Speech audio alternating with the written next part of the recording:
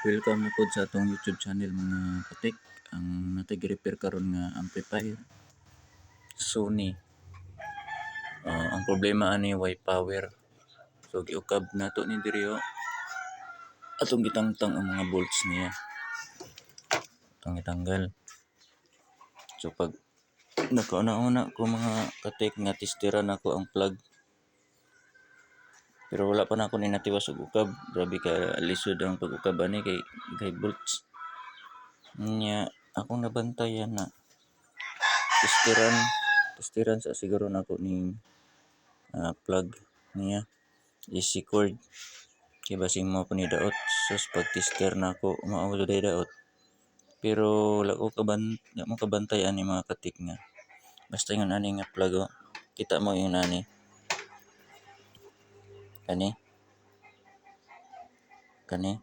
na ba day fuse niya mo pa ni naka-diferensya na ni kay ibungkag nako pero wala ko kabantay nga ang plug ba na ay fuse ba din niyo.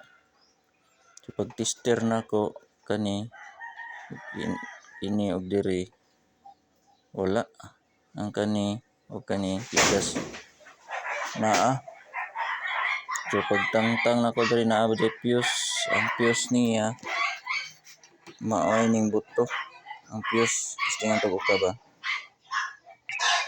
mao ni iyang fuse na ba sikreto ano na fuse ba ni sa ilalom dari. So na fuse ba dyan ang gitestiran daot ang fuse gitestingan ako tester daot testiran na to. So walay function so daot. So basta bantay mo nani nga mga plug easy cord tan-aw nindo diri kay basing mao nay problema. So okay ra dayon atong amplifier. Okay ra ni siya. Kanira ang problema. Naisahan ko kay hong ukab wala ba jay problema dia So diri ba ta?